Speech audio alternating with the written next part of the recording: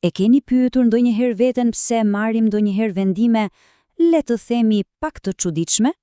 Sot do të zhytemi pikërisht në këtë temë. Do të zbulojmë kurthet e fshehura në mendjen tonë, ato që na shtyjnë të marrim vendime shpesh pa e kuptuar fare se ç'po ndodh. Dhe kjo na çon drejtet e pyetja thelbësore. Si ka mundësi pra që njerëz vërtet brillant, ekipe të tëra me përvojë të jashtëzakonshme, ndonjëherë bëjnë gabime thjesht katastrofike? E po, përgjigja, sado e çuditshme të duket, nuk ka të bëjë fare me inteligjencën, as pak. Ka të bëjë me diçka që quhet paragjykim njohës. Këto janë, le të themi, disa gabime sistematike në mënyrën si mendojmë, gabime që janë pjesë e qenies sonë njerëzore dhe që, po, na prekin absolutisht të gjithëve. Mendojeni këto paragjykime si kurthe të fshehura të padushme për mendjen tonë. Ato janë aty, duke na shtyrë drejt gabime shkrejtësisht të parashikueshme, shpesh pa e marrë vesh fare. Mirë, atëherë, le të shohim pak më thellë se si funksionojnë këto gjëra.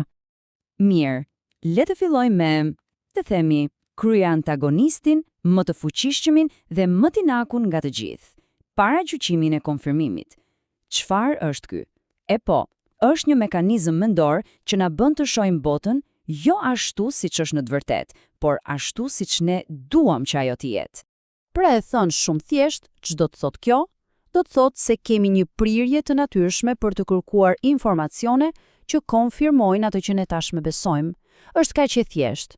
Ne i përqafojmë faktet që na vinë për shtat dhe i injorojmë, i minimizojmë ose thjesht i hedhim poshtë ato që s'na pëlqejnë. Dhe për të kuptuar vërtet se sa i fuqishëm është ky paragjykim, do t'i hedhim një sy një studimi klasik që daton në vitin 1979. Kërkuesit shkencor donin të shihnin pikërisht këtë. Sa thellë është i rrënjosur ky fenomen në psikologjinë tonë. Ja se çfarë bën, ishte gjenjale në thjeshtësinë e vet. Morën dy grupe njerëzish. Njëri grup ishte pro dënimit me vdekje, tjetri ishte kundër. Më pas, u dhanë të dyja grupeve saktësisht të njëjtin material për të lexuar. Pra, dy studime, njëri që argumentonte se dënimi me vdekje funksiononte si parandalues dhe tjetri që thoshte të kundërtën. Tani, logjika do të thoshte se, pasi shikon prova për të dy anët, njerëzit duhet të zbuten pak, apo jo? Ndoshta të gjejnë një terren të përbashkët, të afrohen pak me njëri tjetrin. Pyetja është, a ndodhi kjo gjë? Absolutisht jo. Në fakt, ndodhi e kundërta, dhe kjo është pjesa tronditse. Qëndrimet e tyre u bën edhe më ekstreme. Çdo grup e pas studimin që mbështeste idenë e vet si briljant, i pakundërshtueshëm, ndërsa studimin tjetër e cilësuan si të dobët dhe plot me gabime. Në fund të ditës, të dyja palët ishin më të bindura se kur më parë se kishin të drejtë. Ja, ky është paragjykimi i konfirmimit në veprim, në formën e tij më të pastër. Mirë, ky ishte një eksperiment laboratorik, po në botën reale. Le të shohim se si ky paragjykim mund të ketë pasoja, le të themi, fatale. Dhe për këtë do të kthehemi pas në kohë te rasti tragjik i anijes kozmike Columbia të NASA-s në vitin 2003. Është një shembull vërtet i frikshëm. Pra, çfarë ndodhi? Gjatë lëshimit, një copë shkume izoluese u shkëput dhe goditi krahun e anijes. Tani, duhet të kuptojmë diçka. Kjo nuk ishte hera e parë që ndodhte. As pak, ishte një problem i njohur, kishte ndodhur edhe më parë. Por ja ku qëndron çështja. Meqense në misionet e kaluara, anijet ishin kthyer gjithmonë të sigurta, çdo kthim i suksesshëm e përforconte idenë se, nuk është ndonjë problem i madh, nuk është rrezik i vërtet. Dhe ky citim këtu e përmbledh në mënyrë perfekte. Tek NASA, me kalimin e kohës, ishte krijuar një besim shumë i fortë se kjo shkuma nuk përbënte një kërcënim real për sigurinë. Dhe ky besim vepronte si një lloj filtri. Ai thjesht bllokonte çdo provë të re, çdo të dhënë që mund të sugjeronte të kundërtën. Dhe ja ku është kurthi psikologjik në gjithë madhështinë e tij. Imagjinoni pak, të njëjtët menaxher që kishin deklaruar publikisht se shkuma ishte e sigurt, tani në mes të misionit duhej të vlerësonin të dhëna që tregonin se ndoshta kishin gabuar rënd. Përmendjen e njeriut është tepër e vështirë, pothuajse pamundur të pranosh një gabim të tillë. Ndaj çfarë bën? U kapën pas besimit të tyre fillestar. Por prit, se nuk mbaron me kaq. Paragjykimi i konfirmimit rrallëherë punoni vetëm, ai ka le të themi një bandë bashkëpunëtorësh të tjerë që e ndihmojnë. Le t'i takojmë shpejt e shpejt disa prej tyre. Njëri prej tyre quhet paragjykimi i ankorimit. Çfarë është ky? E po, është kur informacioni i parë që marrim, edhe nëse s'ka absolutisht asnjë lidhje me temën, bëhet një lloj ankore mendore. Dhe kjo ankor pastaj shtrembron çdo gjykim që bëjmë më pas. Ka një eksperiment fantastik që ilustron këtë në mënyrë të pabesueshme. Ju kërkuan disa studentëve të shkruanin 3 shifrat e fundit të numrit të tyre të telefonit. Më pas i pyetën, a mendoni se Atila mbreti hundëve poshtë para apo pas vitit që korespondon me atë numër? Dhe pastaj, po mirë, ha mendosini vitin e saktë. Rezultati? Absolutisht i çmendur. Ata që kishin numra telefoni më të lartë si 800 ca, ha mendosën vite shumë më të vonshme se ata që kishin numra më të ulët si 200 ca. Numri i telefonit, një informacion totalisht i rastësishëm, shërbeu si një ankor e fuqishme për gjykimin e tyre.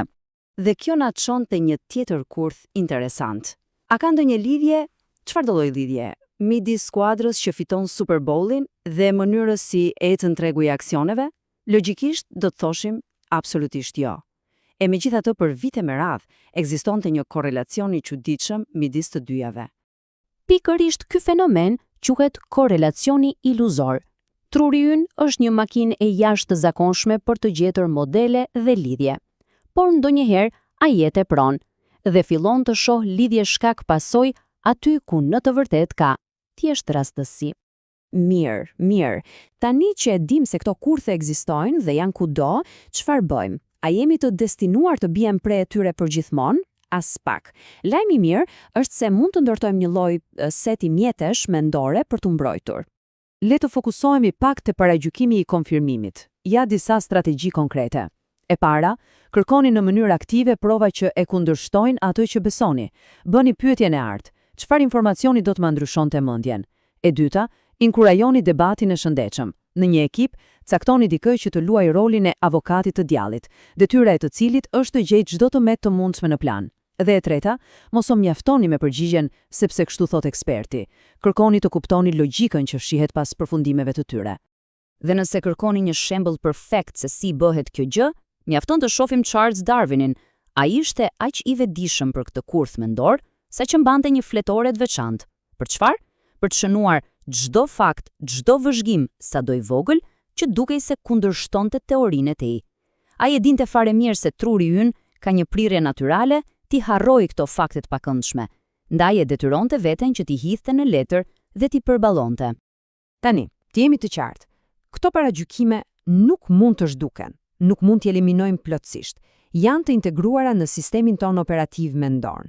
Pra, qëllimi nuk është t'i fshim, por të bëhemi të ndërgjegjshëm për ekzistencën e tyre. Të jemi vigjilent. Në fundit, hapi i parë dhe më i rëndësishëm për të mos rënë në një kurth është të dish që ai kurth ekziston. Dhe kjo na lë me një pyetje të fundit, një pyetje për të reflektuar, nëse mendjet më të ndritura, liderët dhe shkencëtarët e NASA-s mund të bien prej këtyre kurtheve mendore, atëherë sa prej vendimeve në jetën tona, nga ato më të vogla te më të mëdha, nga ato financiare tek ato personale, po formësohen në heshtje nga këto forca të padukshme që veprojnë brenda nesh.